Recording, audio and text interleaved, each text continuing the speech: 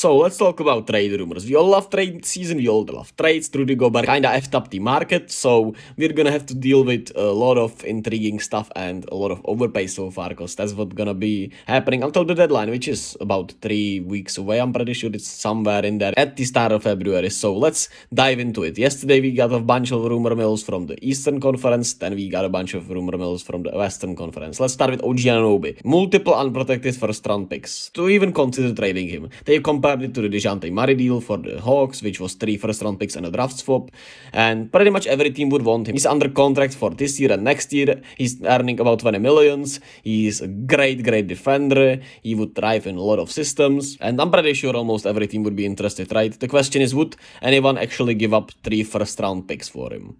Maybe, maybe not. Who knows if it's excessive. When you compare it to the Dejounte Murray deal, I think Dejounte is a considerably better player overall, but at the same time I get it, because O.G Anunoby is the perfect wing, right? He can shoot the three a bit, he can even put it to basket on the floor, he can defend anybody on any position pretty much, so the value is going to be high. The question is, will anybody pay the price, or will the price go down? But they probably don't even want to rebuild, don't want to trade him, so who knows what's gonna happen with him. But those were the first rumor mill. Then we had to Bojan Bogdanovic, who was our second player in the rumor mills, and there have been Lakers, Pelicans, Bucks, Cavs, and Mavericks. So that's quite a lot of teams, right? But at the same time, Detroit told teams that they don't really want to trade him because, well, I mean, he's a great player. They even extended him last year, and after acquiring him from the Utah Jazz, they probably thought they were going to be a little better with Cade healthy, but he's not been healthy. He would be a great player for all of these teams. If the offer was an unprotected first rounder, they could change the Pistons' mind. The Mavs even could chime in a player, maybe. The Cavs could, of course, maybe even get them Caris LeVert, but why would the Detroit want him, right? Bucks, I'm not sure what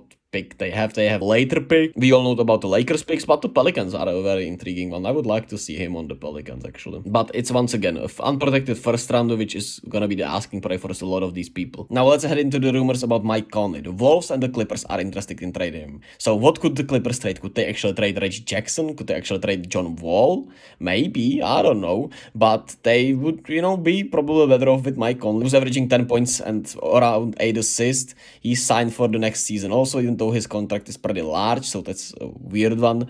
The Wolves are also interested in trading for him, so that would probably be a deal about D'Angelo Russell. Since our next rumor is tied into it also, he is in the final season of his 4-year, $117 million contract, and like I said, and the T-Wolves are exploring trading him, and he had the quote about if you don't use him right, it's both losses and something like that, but he isn't a lock to stay in Minnesota, and maybe if you could trade him for Mike Conley and you could have more money on your hand, that would be probably nice. Here's the trade I came up with which makes sense, right? Simone Fontecchio for the money. Maybe you could send a 2nd round pick to Utah also. I don't know, maybe a protected first, but that would probably seem too much, right? Now, those were the rumors from yesterday. Now, actually, up to today's rumors, Luka strongly indicated desire for Mavs to upgrade roster by deadline. I saw a fan of, the Mavs came up with the trade with the Knicks for Cam Reddish and Isaiah Hartenstein. I put it up here. I'll give her a full credit. Her Twitter is down below. You can check her out. She's a dope fan. Hopefully she don't mind me using this, but I thought it was an intriguing trade,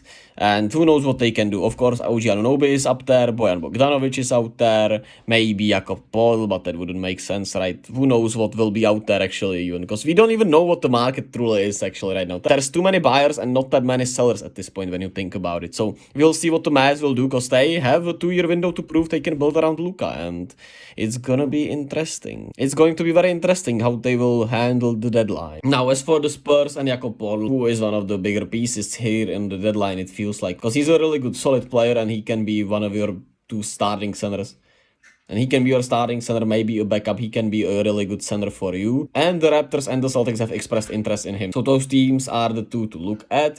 They would seek 2 first-round picks for him as of right now, which was the similar asking price on the guard Derrick White last year, which they point out here. And he was eventually traded to Boston for a single first-round pick and a top 1 protected swap price in future draft. Would you trade 2 actual first-round picks for Jakob Poeltl? You would not, right? But if it was a similar deal to Derrick White, I could see it happening. But they don't have full desire to trade him, as they say. They hold his bird rights as he is an unrestricted free agent this summer, and who knows what they are planning to do in San Antonio. But it But it feels like they are kind of preparing for Wembanyama in San Antonio if all things work out their way, right? But if a similar deal to Derrick White is there, I wouldn't be surprised if the Celtics did it, if the Raptors did it. Maybe I could honestly see the Kings maybe doing it and being, having him as a backup center, because I think they're lacking a backup center, and he would be a really good center to be there. He could even play with Sabonis, I think.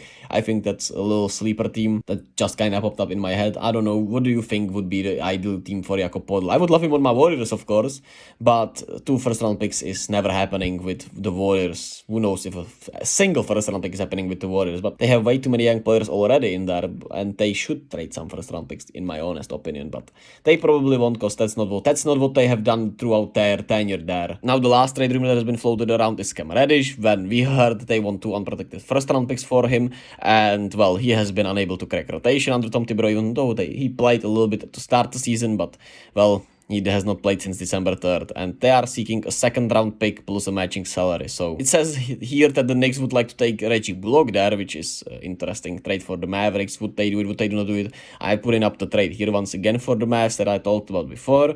That would be an intriguing trade, and with a second-round pick. And the Lakers, of course, could do it. Well, for the Lakers, it would be Kendrick Nunn and a second-rounder, which would be an intriguing trade, since Nunn has not, lived up to anything he was promised to be for the Lakers, even though he has played a little lately, and he has played a little better lately. But could the Lakers do it? Sure, they could. And as for the Bucks, I don't know what they would give up for Cam Reddish. They wouldn't give up Jordan Vorat, they wouldn't give up George Hill, I think they wouldn't give up Pat Connaughton, and they don't have any matching salaries, maybe 2 young guys and a second-rounder.